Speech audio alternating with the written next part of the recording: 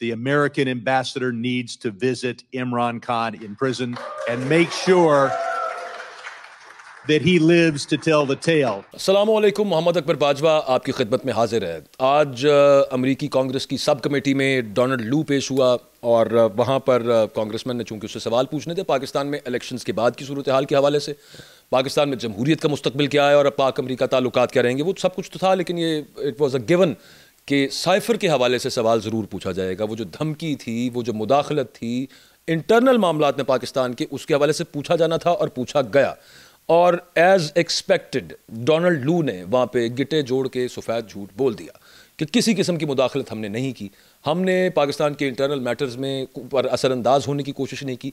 यहाँ तक भी कह दिया कि ना सिर्फ स्टेट डिपार्टमेंट ने, किसी और ऑफिशियल ने, बल्कि किसी कॉन्ट्रैक्टर के थ्रू भी, यानी कि थर्ड पार्टी के थ्रू भी हमने ब्लैकमेल करने की कोशिश नहीं की।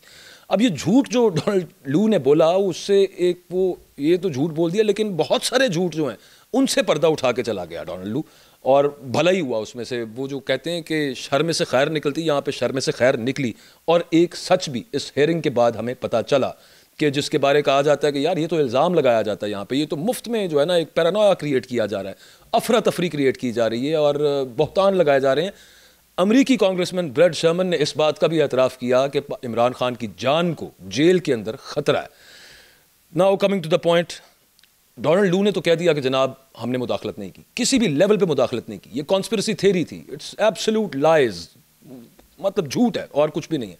उसके बाद हमारे वफाकी वज़ीर इत्तलात अता तारड़ साहब आए एंड एज एक्सपेक्टेड उन्होंने आके प्रेस कॉन्फ्रेंस की और उन्होंने कहा कि देखा डोनाल्ड लू ने इस बात पे मोहर तस्दीक सब्त कर दी है कि किसी किस्म की मुदाखलत नहीं थी, पाकिस्तान के अमेरिका से ताल्लुकात ख़राब करने की कोशिश की गई और PTI ये जमात है, वो जमात है, ये पाकिस्तान दुश्मन, दिस एंड दैट सारा कुछ। ये दोनों की जो प्रेस कॉन्फ्रेंस, उनकी तो हेयरिंग थी डोनाल्ड लू की, इनकी जो प्रेस कॉन्फ्रेंस थी, इन दोनों के अंदर एक मुमासलत है। जो अमरीकी कांग्रेसमैन है उन्होंने भी काउंटर क्वेश्चंस नहीं पूछे, और जो पाकिस्तानी सहाफ़ी हैं हमारे जो उस प्रेस कॉन्फ्रेंस में मौजूद थे उन्होंने भी काउंटर सवाल नहीं पूछे, वरना बहुत सारी चीज़ें क्लियर हो जाती।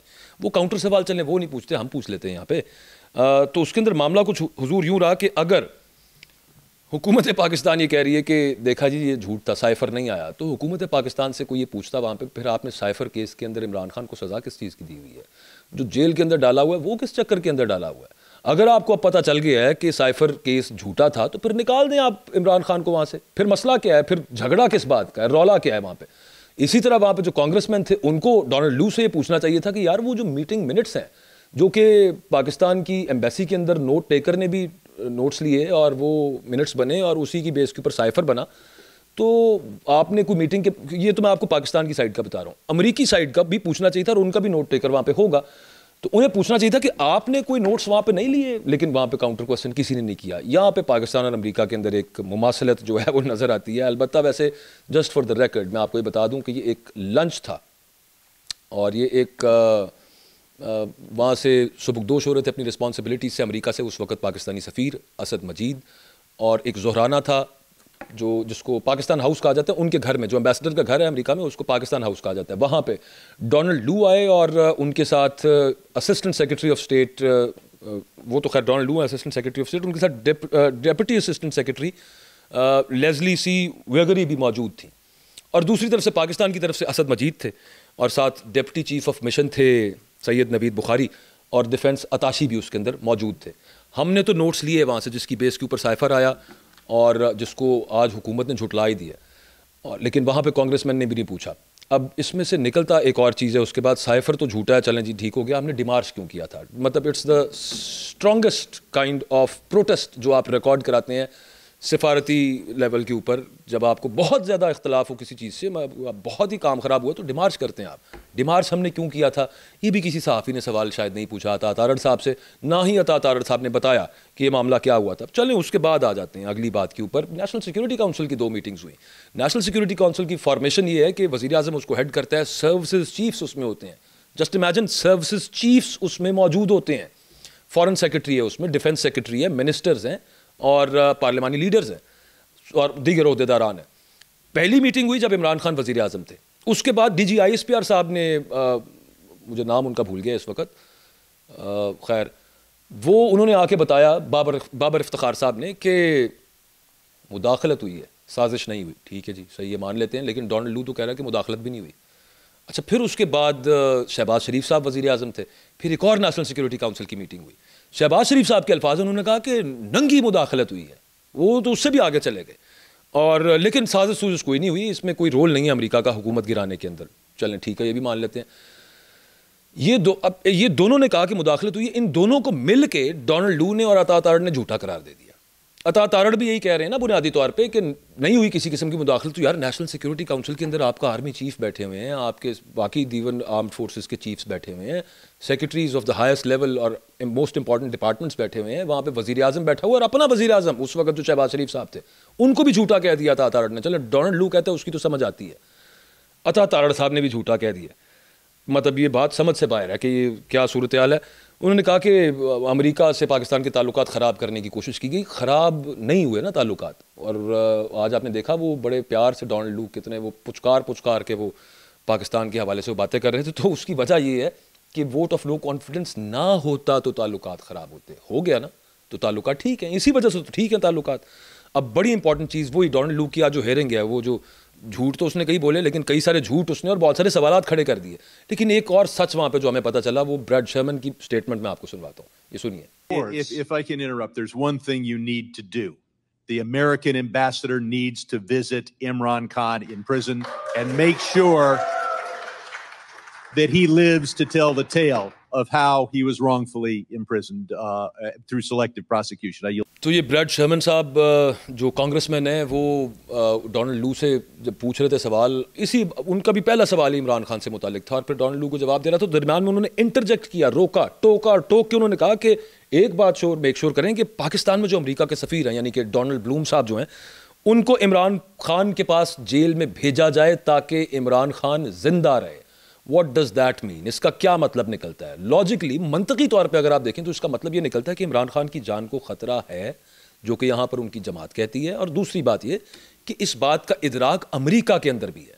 उन्होंने कहा कि इमरान खान के पास भेजा जाए ताकि वो जिंदा रहे और वो अपनी कहानी बताए कि किस तरह गलत तरीके से यकतरफा अदालती कार्रवाइयों के जरिए जेल भेजा गया। ये पूरी दुनिया के अंदर, इंडिया के अंदर खास तौर के ऊपर, मतलब मुख्तलिफ टीवी चैनल उस वक्त लाइव थे जब ये समाअत हेयरिंग दिखाई जा रही थी, और बाकी दुनिया के ममालिक के अंदर। तो वहाँ पे क्या इमेज गया होगा कि पाकिस्तान के अंदर यकतरफा अदालती कार्रवाइयाँ होती हैं, गलत तौर पे लोगों को जेल भेजा जाता है, परसिक्यूट किया जाता है अपनी अपोजिशन को, और जान को खतरा हो सकता है एक साबिक प्राइम मिनिस्टर ऑफ पाकिस्तान की जेल के अंदर। और ये इसलिए बहुत इंपॉर्टेंट है कि पाकिस्तान के अंदर मुतअद्दिद वज़राए आज़म कत्ल हो चुके हैं। लियाकत अली खान से लेके जुल्फ़िकार अली भुट्टो, जो कि सुप्रीम कोर्ट ने माना एक अदालती कत्ल था, और उसके पीछे कौन? जनरल ज़ियाउल हक थे। बेनज़ीर भुट्टो का मर्डर आज तक सॉल्व नहीं हुआ, लेकिन she was an ex prime minister for 2 times। Pakistan की 2 दफ़ा की वज़ीर आज़म थी। 3 वज़राए आज़म तो आपके यहाँ पे कत्ल हो चुके हैं। तो दुनिया के तो कान खड़े होंगे ना, उनकी तो आंखें खुलेंगी कि यार ये चौथा भी कत्ल करना चाह रहे हैं। ये मैं इस वजह से मैं इंसिनुएट नहीं कर रहा कि मतलब ये हो, खुदा ना खास्ता ऐसा ना हो, लेकिन दुनिया ये इमेज ले रही है सब मामलात का। इसको शफाफ बनाने के लिए स्टेट ऑफ पाकिस्तान ने कुछ करना है ना, लेकिन ये पाकिस्तान की एक हिसाब से बदनामी है। और दूसरा ये कि अगर उनको भी इस किस्म की तशवीश है तो बड़े अफसोस की बात है।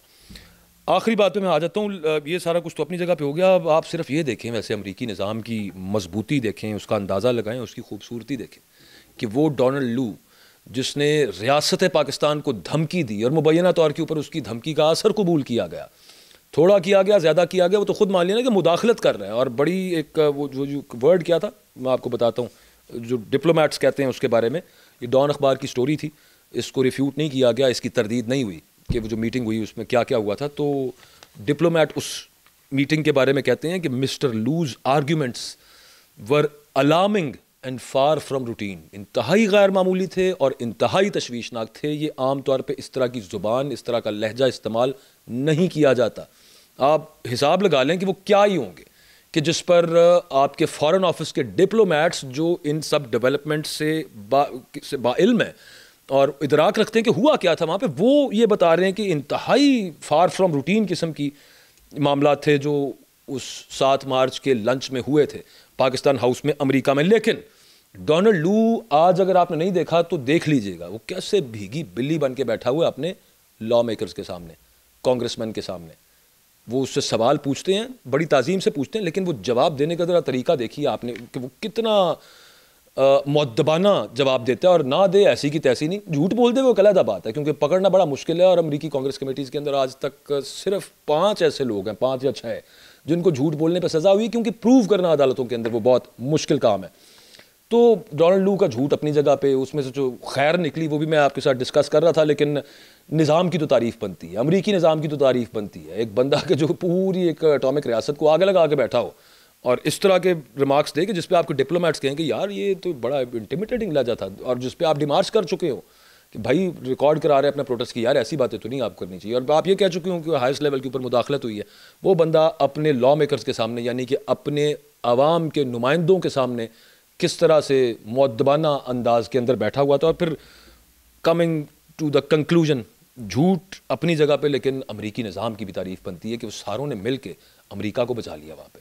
उसने झूठ बोला और उन्होंने काउंटर क्वेश्चन ना करके एक तज़हीक की होनी थी उनके मुल्क की, उनके अपने मफादात हैं, ज़ाहिर है हमारे अपने मफादात हैं, और ममालिक के मफादात आपस में वही होते हैं कि जो उनके अपने होते हैं, और कोई दूसरा मुल्क आपके लिए नहीं कूद पड़ता कि जनाब मैं इस मुल्क के अंदर जमहूरियत और इंसानी हुकूक की बालादस्ती के लिए जो है ना वो जान निछावर कर दूंगा, वो हमारा अपना काम है करने का। लेकिन कमिंग टू द कंक्लूजन, निज़ाम की तारीफ़ बनती है अमरीकी निज़ाम की, और इसका डोनाल्ड लू को देखिएगा और फिर मवाजना कीजिएगा, कभी सोचिएगा इस बारे में कि पाकिस्तान में अगर यूँ का मामला हो, इस लेवल का कोई बंदा हो, अफसर हो, बैठेगा आके अपने आपके मेरे नुमाइंदों के सामने पार्लियामेंट के अंदर। मेरा ख्याल है कि ये ऐसा सवाल है कि जिसका जवाब हमें पता ही है, और बस इस पर ज़्यादा कहना और क्या मुनासिब होगा। इजाज़त दें, अल्लाह हाफ़िज़।